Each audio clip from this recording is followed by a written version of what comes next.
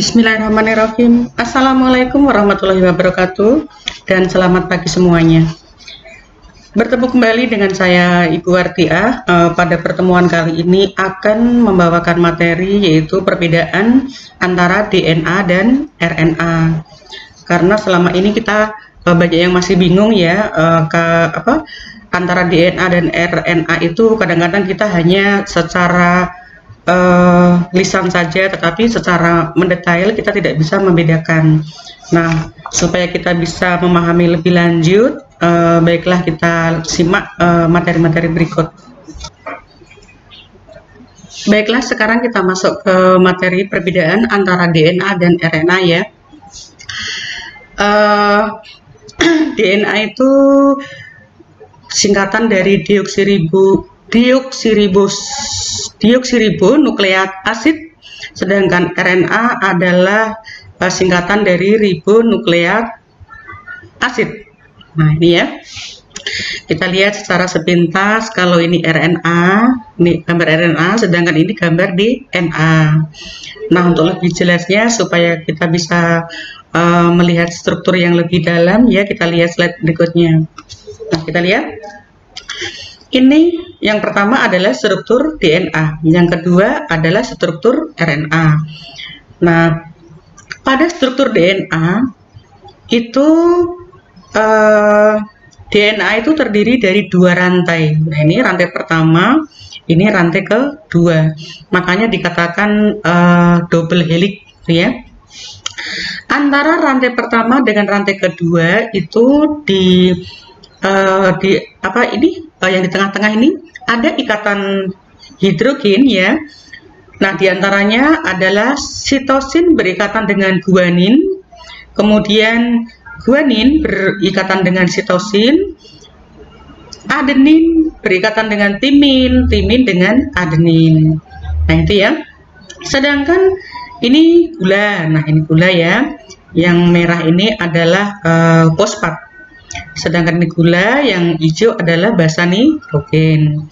Nah, jadi antara rantai yang satu dengan rantai yang kedua itu dihubungkan oleh ikatan hidrogen yang ada pada tengah-tengah ini, ya. Kalau di sampingnya ini adalah gambar DNA yang terlilit ya, makanya seperti tangga. Nah, ini. Oke. Itulah struktur DNA. Sedangkan struktur RNA kita lihat ini struktur RNA rantainya hanya satu, satu saja, bukan dua kayak DNA, bukan satu atau tunggal. Nah, di sini juga ada basa-basa nitrogennya ya.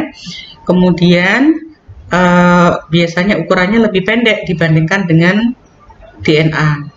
Kemudian basa nitrogennya terdiri dari sitosin, guanin, adenin, dan urasil. Nah, inilah struktur RNA. Kita lihat. Sekarang perbedaan antara gula ribosa dan deoksiribosa. Selama ini kadang-kadang kita masih susah ya membedakan atau masih kurang paham apa sih bedanya antara gula ribosa dengan gula deoksiribosa. Nah, kita lihat komponen penyusun dari DNA dan RNA adalah yang utama adalah gula pentosa, yaitu gula yang mempunyai karbon 5. Kita lihat ini karbon nomor 1, ini karbon nomor 2, karbon nomor 3, karbon nomor 4, dan ini karbon nomor 5. Nah, pada gula deoksiribosa itu pada urutan karbon nomor 2 itu berikatan dengan hidrogen. Nah, ini. Sedangkan pada gula ribosa itu karbon urutan nomor 2 itu berikatan dengan OH atau hidroksil ya. Nah, ini. Jadi inilah yang membedakan antara gula deoksiribosa dan ribosa. Kalau deoksiribosa, saya ulangi lagi, itu berikatan pada C nomor 2 berikatan dengan hidrogen, sedangkan pada ribosa C nomor 2 itu berikatan dengan hidroksil. Oke, kita lihat lagi selanjutnya. Nah, setelah kita melihat perbedaan struktur dari DNA dan RNA, maka kita ambil kesimpulan ya. Kita bedakan pada tabel berikut. Pada pembedaan nomor 1 itu struktur, udah paham tadi? Tapi saya ulangi, struktur pada DNA adalah double helix atau rantainya berjumlah 2 dan panjang. Sedangkan struktur pada RNA adalah single strand atau tunggal dan pendek. Ya. Pembeda yang kedua adalah gula pentosa. Pentosa itu 5 ya. Jadi kalau DNA itu gula deoksiribosa, sedangkan RNA adalah gula ribosa. Tadi udah Ibu jelasin. Sedangkan basa purin kalau pada DNA adalah adenin dan guanin, pada RNA sama yaitu adenin dan guanin. Sedangkan pembeda basa pirimidin pada DNA adalah timin dan sitosin, sedangkan RNA adalah urasil dan sitosin. Nah, di sini bedanya. Kalau DNA itu basa timin itu diganti oleh urasil pada RNA. Ingat-ingat ya, kalau ada urasil itu adalah ciri khas dari RNA. Sedangkan kalau ada timin, nah itu adalah ciri khas dari DNA. Oke. Kita lihat pembeda berikutnya yaitu tempat. Nah, di mana toh tempat beradanya DNA dengan RNA? Kita lihat. DNA itu berada pada nukleus atau di sel ya, kemudian pada kloroplas dan pada mitokondria. Sedangkan RNA itu berada pada nukleus, sitoplasma, ribosom, mitokondria dan kloroplas. Nah, kenapa kok tempatnya banyak RNA ya? Karena RNA itu banyak bertugas di area yang lebih luas ya, karena mengikuti perintah dari si DNA. Pembeda berikutnya adalah tipe. Nah, pada DNA itu hanya ada satu macam DNA atau satu jenis DNA, sedangkan pada RNA itu ada 3 macam, yaitu mRNA, tRNA, dan rRNA.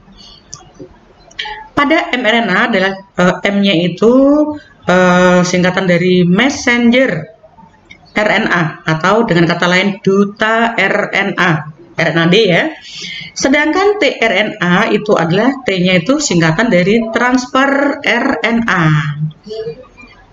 Kemudian rRNA, R-nya itu adalah singkatan dari ribosom rRNA.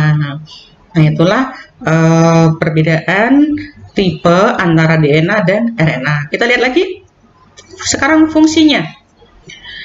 Kalau fungsi DNA itu adalah sebagai pembawa informasi genetik. Informasi genetik maksudnya yaitu membawa informasi penurunan sifat dari orang tua ke induknya. Ya, makanya antara induk dengan orang tua itu pasti banyak kemiripan ya, karena membawakan informasi dari orang tua ke keturunannya. Sedangkan fungsi berikutnya adalah sebagai pengendali aktivitas sel. Nah, jadi semua kegiatan sel itu dikendalikan oleh DNA. Fungsi berikutnya adalah sebagai pengatur sintesis protein. Nah, di sini sintesis protein maksudnya protein yang disintesis atau dibuat itu yang berfungsi untuk mengatur semua metabolisme tubuh sesuai dengan tempatnya masing-masing. Nah, itu semua diatur oleh DNA. Itu ya. Sedangkan fungsi dari RNA adalah sebagai pelaksana sintesis protein. Nah, begitu ya. Jadi RNA ini bekerja sesuai dengan perintah dari DNA. Oke. Sekian materi dari Ibu, mudah-mudahan bisa bermanfaat untuk kita semuanya dan bisa menambah wawasan yang selama ini barangkali kalian ada yang tidak kebetulan tidak hadir di sekolah. Nah, mudah-mudahan dengan adanya penjelasan ini kalian tidak akan ketinggalan materi ya. Jadi lebih giat belajar, lebih semangat belajar walaupun kondisinya masih masa pandemik seperti ini. Nah, diharapkan kalian tetap semangat. Pesan dari Ibu,